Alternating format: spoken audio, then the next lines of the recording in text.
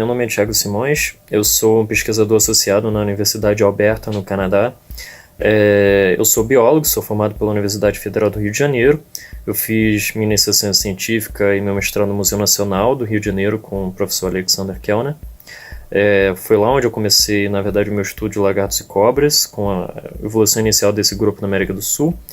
E subsequentemente eu fui conduzir meu doutorado aqui no Canadá, aqui na Universidade de Alberta, onde eu recentemente concluí meu doutorado em abril desse ano.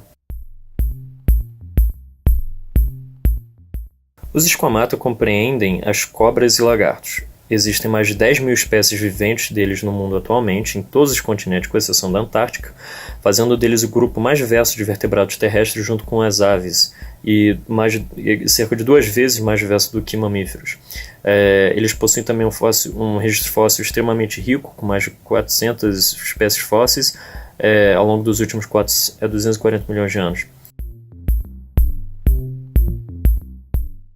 Um deles é de que os fósseis que eram conhecidos até recentemente como os lagartos mais antigos são extremamente fragmentários, são extremamente escassos também.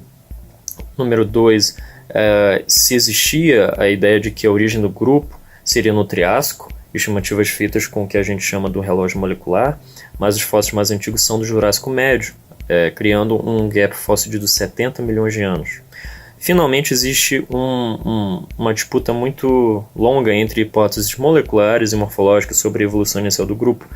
As hipóteses morfológicas sempre indicando que as iguanas seriam a primeira linhagem moderna de esquamatos a evoluir, enquanto que as hipóteses moleculares sempre indicaram que as lagartixas, ou geckos, assim como um grupo bem pouco diverso chamado de bamídeo, seriam os primeiros a terem evoluído.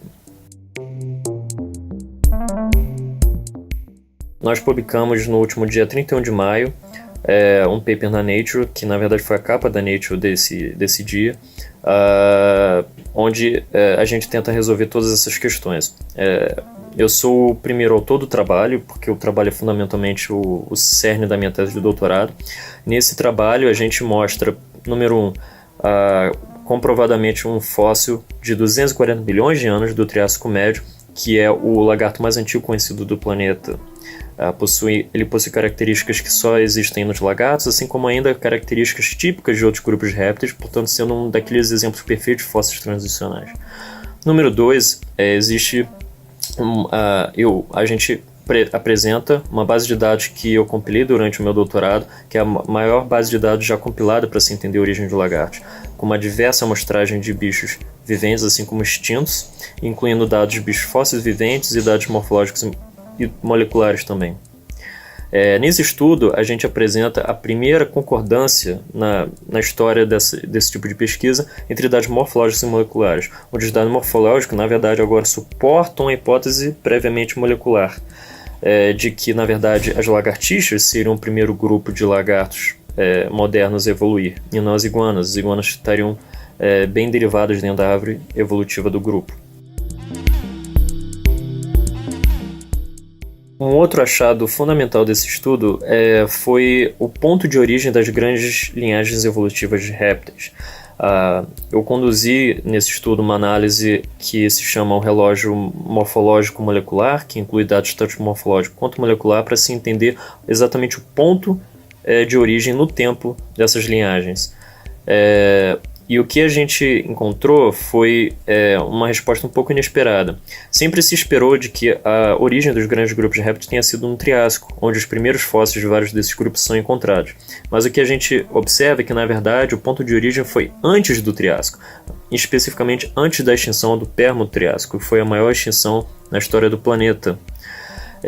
Com isso, a gente agora tem uma nova hipótese de que, na verdade, a origem de quase todos os grandes grupos de répteis, inclusive dos Squamata, ocorreu antes da extinção permo-triássica, e que, ao invés de deflagrar a origem desses grupos de répteis, a extinção permo-triássica teve um papel em ajudar a eliminar outras linhagens existentes e dominantes no meio terrestre até então, como, por exemplo, os répteis sinapsídeos, e permitir a passagem de poucas linhagens, no caso de répteis, que se diversificaram enormemente durante o período Triássico.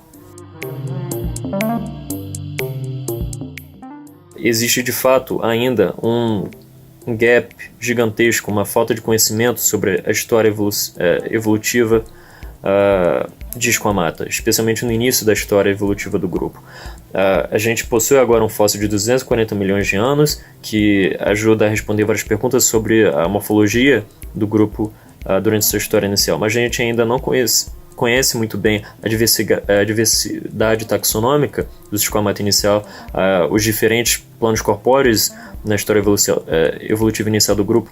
Então ainda se precisa de muita pesquisa, especialmente em rochas do Triássico e do Jurássico, para se entender um pouco melhor como era os esquamatos na história, nos primeiros estágios da evolução do grupo. A gente ainda não conhece quase nada. Esse estudo apenas é a ponta do iceberg. Existe um mundo a ser descoberto durante essa história inicial que ninguém no mundo tem noção ainda. Um outro aspecto é a importância de métodos filogenéticos, que são as metodologias para se entender a relação entre as espécies que a gente implementa nesse estudo. Existe uma série de avanços metodológicos nesse tipo de pesquisa, se tornando quase uma especialidade da biologia evolutiva por si só hoje em dia, e eles permitem, quando conduzidos apropriadamente, responder uma série de questões nunca antes exploradas sobre a evolução inicial, a origem, as taxas evolutivas de diversos grupos de organismos no planeta. Então, na verdade, é um mundo a ser explorado, que a gente explorou para a Squamata, mas pode ser explorado para diversos outros organismos.